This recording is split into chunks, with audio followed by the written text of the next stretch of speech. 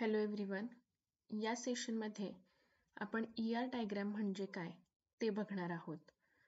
ER डायग्राममध्ये entity म्हणजे काय, ॲट्रिब्यूट्स म्हणजे काय, रिलेशन्स म्हणजे काय, या सगळ्याचं डिटेल एक्सप्लेनेशन आपण आजच्या व्हिडिओमध्ये बघणार आहोत.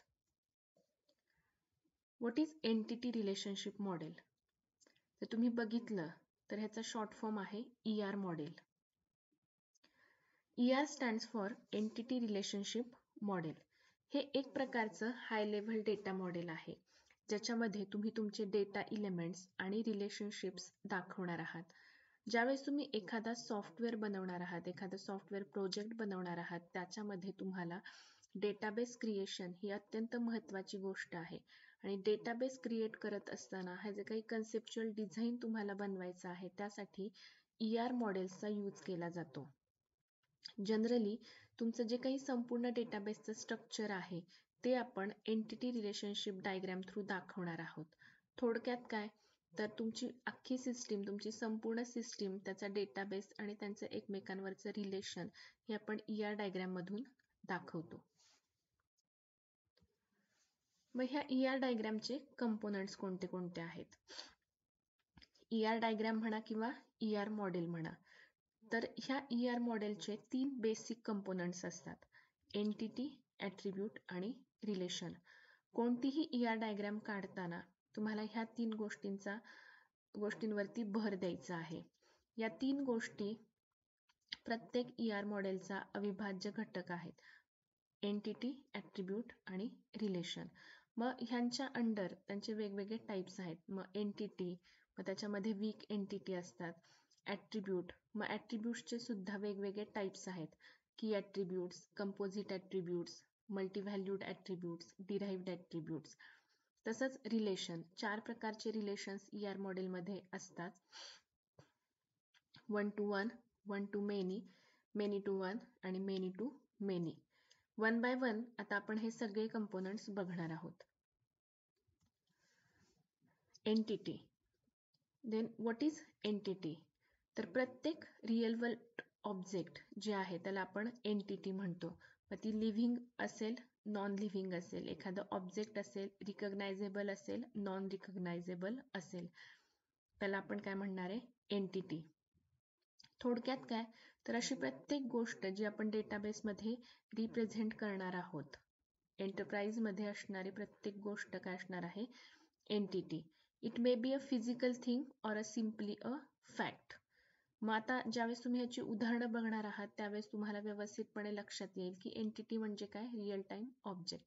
Entity can be a place, person, object, event, concept. मग ह्या सगळ्या ज्या काही कन्सेप्ट्स आहेत त्या सगळ्या काय करणार आहेत की हा जो काही डेटा येणार आहे तो कशामध्ये स्टोअर केला जाईल? डेटाबेस. मग प्लेस म्हटलं की कोणतीही प्लेस येणार आहे, ऑब्जेक्ट म्हटलं तर कोणताही ऑब्जेक्ट असेल, event, even concept is also an entity. मग ज्यावेळेस तुम्ही ER डायग्राम काढणार आहात त्यावेळेस एंटिटी दाखवण्यासाठी तुम्हाला रेक्टँगल वापरायचं आहे. प्रत्येक एंटिटी शेवटी ER डायग्राम काय आहे? ग्राफिकल रिप्रेझेंटेशन आहे. मग त्याच्यासाठी सिम्बॉल्स असणार आहेत. वन बाय वन आपण ते सिम्बॉल्स पण बघणार आहोत. मग एंटिटीसाठीचा सिम्बॉल कोणता आहे? रेक्टँगल. मग एक्झाम्पल्स ऑफ एंटिटीज कोणते कोणते आहेत बघा. जर मी म्हणलं पर्सन एंटिटी, तर त्याच्यामध्ये एम्प्लॉई येऊ शकतो, स्टुडंट, पेशंट, कस्टमर, हे सगळे काय झाले? एम्प्लॉईज झाले. प्लेस म्हणलं तर स्टोर, बिल्डिंग, हाऊस, ह्या सगळ्या गोष्टी काय येणार आहेत? एंटिटीज. ऑब्जेक्टच्या अंडर कोणत्या कोणत्या एंटिटीज येऊ शकतात? मशीन आहे, प्रोडक्ट आहे, कार आहे. आता फक्त इथं समोर दाखवले तेवढेच एक्झाम्पल्स आहेत का? नाही. तर कशाच्या अंडर काय काय एंटिटीज येऊ शकतात त्याचे एक जनरल एक्झाम्पल्स दिलेले आहेत. इव्हेंट,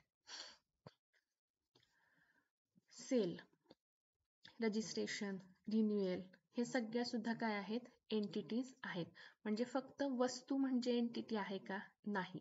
बघा, रजिस्ट्रेशन म्हणलं तर एक प्रोसेस आहे, रिन्युअल म्हणलं तर एक प्रोसेस आहे, पण ती तुमच्या प्रोजेक्टमध्ये एक एंटिटी असू शकते. त्यानंतर कन्सेप्ट. कन्सेप्ट म्हणजे काय? तर account, account is also entity. Course, course is also entity. मग अशा वेगवेगळ्या एंटिटीज आपण तयार करू शकतो. मग तुमच्या प्रोजेक्टच्या रिलेटेड एंटिटीज कोणत्या आहेत हे तुम्ही शोधायचं असतं, की तुमच्या प्रोजेक्टमध्ये ज्या ज्या गोष्टी इन्क्लूड होणार आहेत त्या त्या गोष्टी शोधून काढणं म्हणजेच काय, एंटिटी फाइंड आउट करणं. समोर काही एक्झाम्पल्स दिलेले आहेत बघा. स्टुडंट, टीचर, प्रोजेक्ट, 3 एंटिटीज दाखवलेल्या आहेत आणि तीनही कशामध्ये लिहिलेल्या आहेत, रेक्टँगल मध्ये लिहिलेल्या आहेत. त्यानंतर नेक्स्ट पॉइंट आहे वीक एंटिटी. त्याची डेफिनेशन बघा. An entity that depends on another entity is called as a weak entity. ह्याचाच अर्थ काय की बघा, एखादी गोष्ट असेल ती डिरेक्टली आपण लिहू शकत नाहीये, पण ती दुसऱ्या गोष्टीवरती डिपेंड आहे, तर त्याला काय म्हटलं जातं, वीक एंटिटी. मग वीक एंटिटीचं काय असतं की त्याला कोणतेही की ॲट्रिब्यूट्स नसतात. आता की ॲट्रिब्यूट म्हणजे नेमकं काय ते आपण पुढे बघणार आहे. सध्या तरी तुम्ही एवढं लक्षात ठेवायचं की ज्या वीक एंटिटीज असतात त्यांना की ॲट्रिब्यूट्स नसतात. ज्यावेळेस आपण एंटिटी म्हणतोय, ह्या प्रत्येक एंटिटीला काही ना काही ॲट्रिब्यूट्स असतात. पण वीक एंटिटीला पण ॲट्रिब्यूट्स आहेत, पण कोणता ॲट्रिब्यूट नाहीये, की ॲट्रिब्यूट नाहीये. आणि जर तुम्हाला एखादी एंटिटी वीक एंटिटी म्हणून दाखवायची असेल तर ती तुम्हाला डबल रेक्टँगल मध्ये लिहावी लागते. जर समोर उदाहरण बघितलं तर बघा, लोन आणि इन्स्टॉलमेंट. इन्स्टॉलमेंट कशावरती डिपेंडंट आहे, लोनवरती. मग ही जी काही इन्स्टॉलमेंट आहे ह्याला प्रायमरी की नसणार आहे, पण तरी सुद्धा इन्स्टॉलमेंट लोन असेल तरच इन्स्टॉलमेंट राहणार आहे. इन्स्टॉलमेंटचं स्वतंत्र अस्तित्व नाही, त्याच्यामुळे इन्स्टॉलमेंट काय झाली, वीक एंटिटी, आणि लोन काय झाली, स्ट्रॉंग एंटिटी.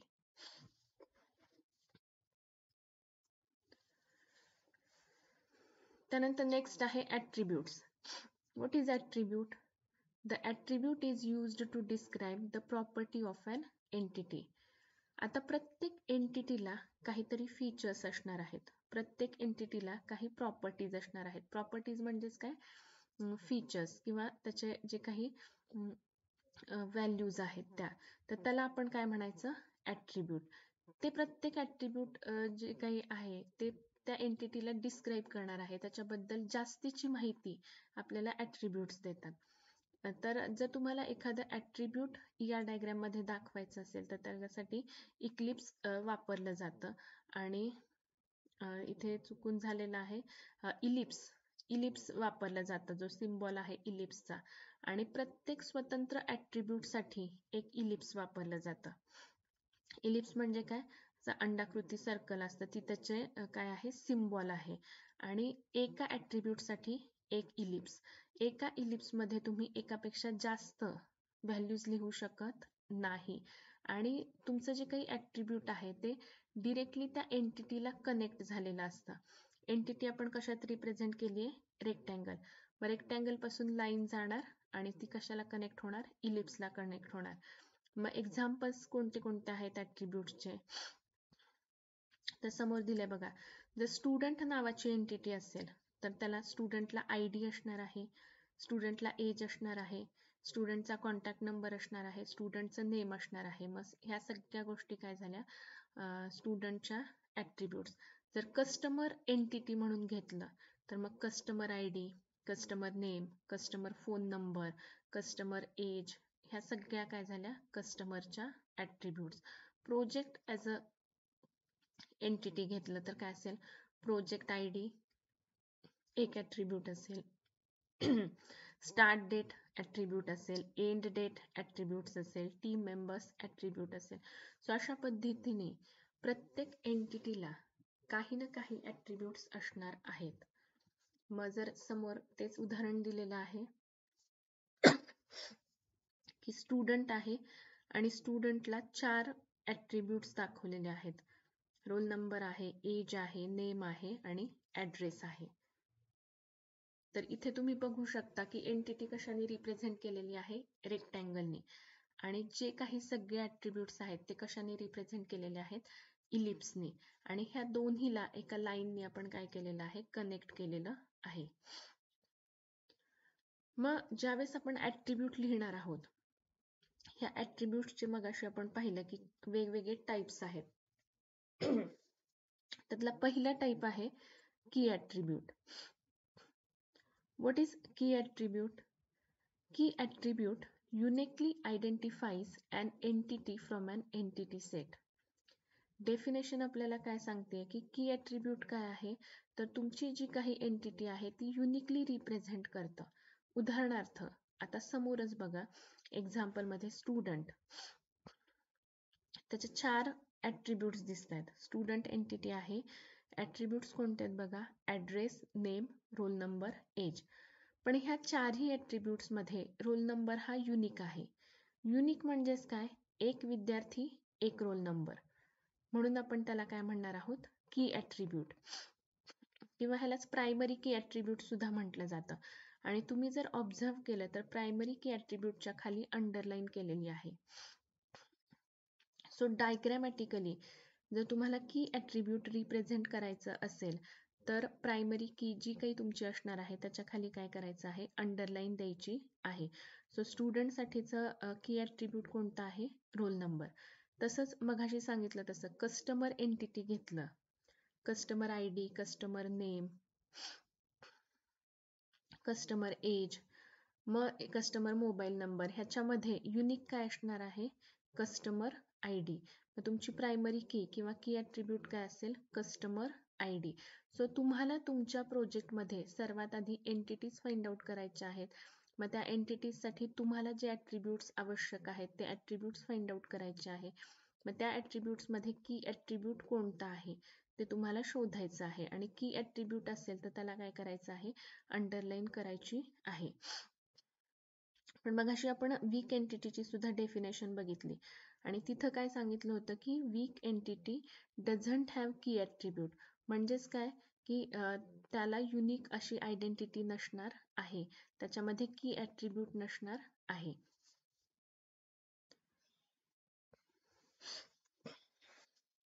त्यानंतर नेक्स्ट आहे कंपोजिट ॲट्रिब्यूट. डेफिनेशन काय सांगते बघा, an attribute that is composed of several other attributes is known as composite attribute. असं ॲट्रिब्यूट जे बाकीच्या ॲट्रिब्यूट्स पासून तयार झालेलं आहे त्याला कंपोजिट ॲट्रिब्यूट म्हणतात. उदाहरणावरून तुम्हाला लगेच लक्षात येईल. उदाहरणामध्ये तुम्हाला एक नेम नावाचं ॲट्रिब्यूट दिसतंय. ॲट्रिब्यूट आहे कशावरून, कारण ते आपण इलिप्समध्ये लिहिलेलं आहे. आणि त्याच्या खाली जर तुम्ही बघितलं तर name can be divided into first name, middle name आणि लास्ट नेम. म्हणजेच नेम आपलं काय झालं, कंपोजिट ॲट्रिब्यूट. का कंपोजिट आहे, कारण ते 3 वेगवेगळ्या ॲट्रिब्यूट्सनी बनलेलं आहे. पहिला ॲट्रिब्यूट कोणता आहे, फर्स्ट नेम. दुसरा ॲट्रिब्यूट कोणता आहे, मिडल नेम. आणि तिसरा ॲट्रिब्यूट कोणता आहे, लास्ट नेम. या तिन्ही ॲट्रिब्यूट्सनी मिळून एक नेम नावाचं कंपोजिट ॲट्रिब्यूट तयार झालेलं आहे. मग अशा पद्धतीने ज्यावेळेस तुम्ही तुमची ER डायग्राम काढणार आहात त्यावेळेस जर तुम्ही एखादा ॲट्रिब्यूट वापरलं तर त्याच्यामध्ये कंपोजिट ॲट्रिब्यूट असतील तर तुम्हाला काय करायचं आहे, ते ॲट्रिब्यूट्स फर्दर डिव्हाइड करायचे आहेत.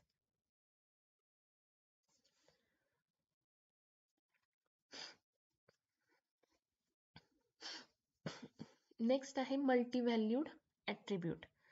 डेफिनेशन बघूयात. Some attributes can possess over one value. Those attributes are called as multi-valued attributes. याचाच अर्थ काय बघा, मगाशी सांगितलं तसं एंटिटी आपण कशात रिप्रेझेंट करणार आहोत, डेटाबेसमध्ये. जे तुमचं एंटिटीचं नाव असतं ना तोच तुमचा डेटाबेसमधला टेबल असतो. फॉर एक्झाम्पल मी जर म्हणलं कस्टमर तर माझ्याकडे डेटाबेसमध्ये काय असणार आहे, कस्टमर टेबल. मी जर म्हणलं स्टुडंट तर माझ्याकडे डेटाबेसमध्ये काय असणार आहे, स्टुडंट टेबल. मग या स्टुडंट टेबलमध्ये किती फील्ड असणार आहेत, जर समोर बघितलं तर रोल नंबर, एज, नेम आणि फोन नंबर. म्हणजे किती कॉलम्स असतील त्या टेबलचे, माझे 4 कॉलम्स असतील. आणि ते मी बरोबर कशामध्ये रिप्रेझेंट केलेत, डायग्राममध्ये. पण ह्या ठिकाणी जर तुम्ही बघितलं तर फोन नंबर, एका माणसाचे 2 किंवा 3 फोन नंबर असू शकतात. मग अशा वेळेस त्या ठिकाणी तुम्हाला स्पेसिफाय करावं लागतं की phone number can have multiple values. मग ते कसलं ॲट्रिब्यूट झालं? Multi valued attributes.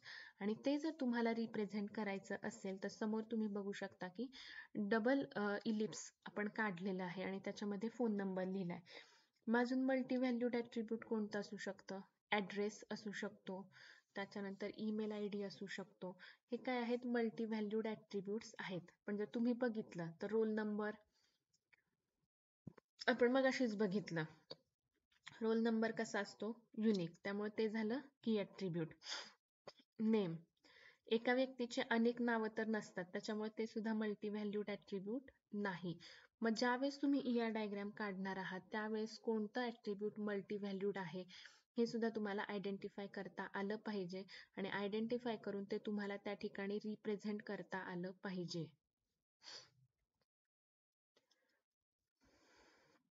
नेक्स्ट आहे derived attribute. An attribute that can be derived from other attributes of the entity is known as derived attribute.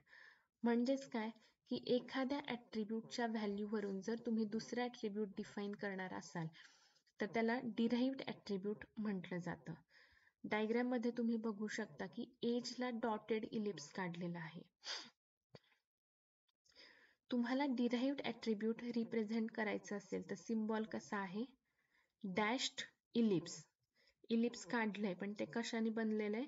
डॅशनी बनलेलं आहे आणि त्या ठिकाणी काय लिहिलेलं आहे? एज. मग आता हे डिराइव्ड ॲट्रिब्यूट कसं कॅल्क्युलेट केलं जातं? तर समोर स्टुडंटला 4 व्हॅल्यूज दाखवल्यात, name, address, date of birth आणि एज. पण डिरेक्टली एज लिहिण्यापेक्षा जर डेटाबेसमध्ये तुम्ही डेट ऑफ बर्थ घेत असाल तर त्याच्यावरून करंट डेट आणि डेट ऑफ बर्थ ह्याच्यावरून तुम्ही एज कॅल्क्युलेट करू शकता. म्हणजे डिरेक्टली पुन्हा युजरकडून एज घेण्याची गरज पडत नाही. मग अशा वेळेस तुम्ही युजरकडून 3 व्हॅल्यूज जरी घेतल्या, नेम, ॲड्रेस आणि डेट ऑफ बर्थ, तरी सुद्धा तुम्ही एज कॅल्क्युलेट करू शकता. मग अशा पद्धतीचे जे ॲट्रिब्यूट्स असतात, अशा पद्धतीच्या ज्या व्हॅल्यूज असतात त्यांना काय म्हटलं जातं? Derived attributes. आणि सिम्बॉल काय आहे? डॅश्ड ओव्हल किंवा डॅश्ड इलिप्स. आता आपण बघणार आहोत रिलेशनशिप. What is relationship? तर दोन एंटिटीज मधलं रिलेशनशिप दाखवण्यासाठी आपण रिलेशनशिप्स वापरतो. म्हणजे दोन एंटिटीज एकमेकांना कशा पद्धतीने कनेक्ट आहेत हे आपण रिलेशनशिप थ्रू दाखवतो. आणि ER डायग्राम मध्ये जर तुम्हाला रिलेशनशिप दाखवायची असेल तर तुम्हाला डायमंड हा सिम्बॉल वापरावा लागतो. समोरचं उदाहरण बघितलं तर समोरच्या उदाहरणामध्ये दोन एंटिटीज आहेत, स्टुडंट आणि कोर्स.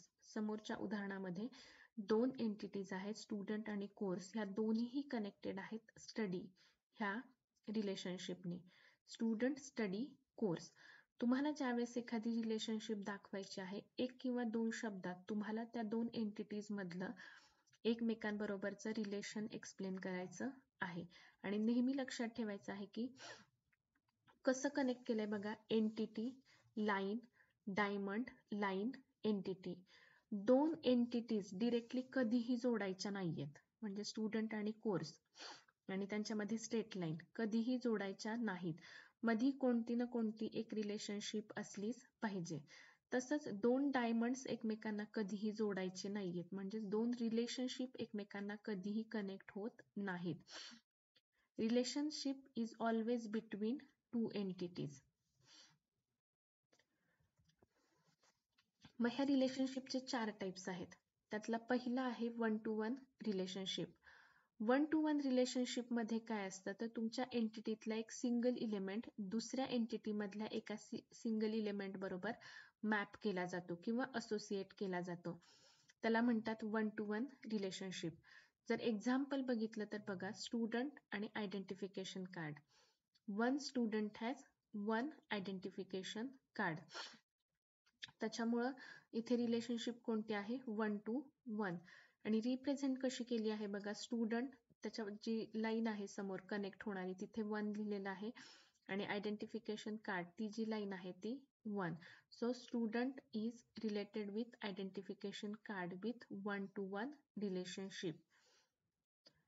सेकंड रिलेशनशिप आहे 1 to many relationship. One to many मध्ये काय असतं की तुमची जी फर्स्ट एंटिटी आहे त्याच्यामधला जो काही एक इलेमेंट आहे तो समोरच्या एंटिटी मधला जो की रिलेटेड आहे त्याच्यातल्या अनेक इलेमेंट बरोबर मॅप होणार आहे, अनेक इलेमेंट बरोबर असोसिएट होणार आहे, त्यावेळेस त्याला काय म्हटलं जातं, one to many relationship. For example customer placed orders. Relationship काय दाखवली बघा, वन टू मेनी. कस्टमर एकच असणार आहे पण तो एकापेक्षा जास्त ऑर्डर देणार आहे. फॉर एक्झाम्पल स्टार्टर असेल, मेन कोर्स असेल किंवा वेगवेगळ्या जे काही तिथे फूड प्रोडक्ट्स असतील त्यांच्या तो ऑर्डर देणार आहे. याचाच अर्थ एक कस्टमर आहे पण तो ऑर्डर मधल्या अनेक जे काही इलेमेंट्स आहेत तो काय करणार आहे, त्याला लागणार आहेत. सो या ठिकाणी रिलेशनशिप कुठली आहे, वन टू मेनी. आणि रिलेशनशिप काय घेतलेली आहे, प्लेस्ड. इथे सुद्धा तुम्ही बघू शकता की एका शब्दामध्ये तुम्हाला लिहायचं आहे. सो सेकंड रिलेशनशिप काय आहे, वन टू मेनी. त्यानंतर थर्ड आहे many to one relationship. Many to one relationship मध्ये काय असतं तर पहिल्या एंटिटी मधले अनेक इलेमेंट्स हे दुसऱ्या एंटिटी मधल्या सिंगल इलेमेंटशी कनेक्टेड आहेत. जसं की स्टुडंट एनरोल्स कोर्स. अनेक स्टुडंट असणार आहेत, ते एका कोर्ससाठी काय करणार आहेत, ऍडमिशन घेणार आहेत. तर ह्या ठिकाणी कोणती रिलेशनशिप आहे, मेनी टू वन. मागच्या स्लाइडमध्ये आपण बघितलेलं वन टू मेनी. त्याच्यामध्ये काय होतं, फर्स्ट एंटिटी मधला वन सिंगल इलेमेंट हा दुसऱ्या एंटिटी मधल्या अनेक इलेमेंटशी काय होत होता, मॅप होत होता. आणि मेनी टू वन मध्ये काय आहे, पहिल्या एलिमेंट मधले मेनी इलेमेंट्स हे दुसऱ्या एंटिटी मधल्या एका सिंगल इलेमेंटला काय होत आहेत, असोसिएट होत आहेत. त्यानंतर शेवटची रिलेशनशिप आहे मेनी टू मेनी रिलेशनशिप. मग ह्याच्यामध्ये काय आहे, पहिल्या एंटिटी मधले अनेक इलेमेंट्स हे दुसऱ्या एंटिटी मधल्या अनेक इलेमेंट्सशी असोसिएट झालेले असतात, मॅप झालेले असतात, त्यावेळेस त्या ठिकाणी असते many to many relationship. For example employees assigned project. मग एक एम्प्लॉई असेल तर एक प्रोजेक्ट, अनेक एम्प्लॉईज आहेत अनेक प्रोजेक्ट्स, म्हणजेच काय की अनेक एम्प्लॉईज हे अनेक प्रोजेक्ट्सला काय आहेत, रिलेटेड असणार आहेत. एक एम्प्लॉई अनेक प्रोजेक्टवर काम करणार आहे, एका प्रोजेक्टमध्ये सुद्धा अनेक एम्प्लॉईज काम करणार आहेत. तर त्या ठिकाणी रिलेशनशिप कोणती आहे, मेनी टू मेनी. आणि रिप्रेझेंट कसं केलेलं आहे बघा, तर ती जी लाईन आहे त्याच्यावरती इकडे एम लिहिलेला आहे, पुढे एम लिहिलेला आहे. सो या पद्धतीने तुम्ही या डायग्राम मध्ये मेनी टू मेनी रिलेशनशिप दाखवू शकता. ज्यावेळेस तुम्ही ER डायग्राम काढणार आहात त्यावेळेस तुम्हाला काही गोष्टी लक्षात ठेवायच्या आहेत. त्यातलं सर्वात महत्त्वाचं म्हणजे जसं आपण सुरुवातीपासून पाहिलं की ER डायग्राम म्हणजे तुमचं डेटाबेस रिप्रेझेंटेशन. सर्वात आधी तुम्हाला तुमच्या सॉफ्टवेअर प्रोजेक्टसाठी लागणाऱ्या सर्व एंटिटीज फाइंड आउट करायच्या आहेत. या सर्व एंटिटीज तुम्हाला रेक्टँगल मध्ये लिहायच्या आहेत आणि त्यांना व्यवस्थित प्रॉपर नाव द्यायचं आहे. सगळ्या एंटिटीज आयडेंटिफाय करून झाल्यानंतर तुम्हाला प्रत्येक एंटिटी मधलं दुसऱ्या एंटिटी बरोबरचं कनेक्शन शोधायचं आहे, रिलेशनशिप शोधायची आहे आणि डायमंड सिम्बॉलचा यूज करून तुम्हाला त्या ठिकाणी ती रिलेशनशिप दाखवायची आहे. जसं मगाशी सांगितलं तसं रिलेशनशिप म्हणजे डायमंड डायमंडला अटॅच करायचा नाहीये डिरेक्टली आणि रेक्टँगल रेक्टँगलला, म्हणजेच एंटिटी कधीही डिरेक्टली रिलेशन दाखवायचं नाही. नेहमी तुमचं रिलेशन कसं पाहिजे, एंटिटी रिलेशनशिप एंटिटी, म्हणजेच काय, रेक्टँगल डायमंड रेक्टँगल. हे जे काही ज्यावेळेस तुम्ही एंटिटीज लिहिणार आहात, every entity has some attributes आणि तुम्हाला ते ॲट्रिब्यूट्स लिहायचे आहेत, ॲट्रिब्यूट शोधायचे आहेत आणि त्या एंटिटीजला ते कनेक्ट करायचे आहेत, त्यांना चांगलं आणि व्यवस्थित नाव द्यायचं आहे. त्यानंतर एखादी एंटिटी जर डबल होत असेल तर ती तुम्हाला काय करायची आहे, रिडंडन्सी असेल, डुप्लिकेट व्हॅल्यूज असेल तर ती रिमूव्ह करायची आहे. अशा पद्धतीने या डायग्राम काढताना तुमचा डेटाबेस संपूर्णपणे कव्हर होईल. अशा पद्धतीने तुम्हाला सर्व एंटिटीज आणि रिलेशनशिप फाइंड आउट करायची आहे आणि तुम्हाला तुमची ER डायग्राम काढायची आहे. थँक्यू.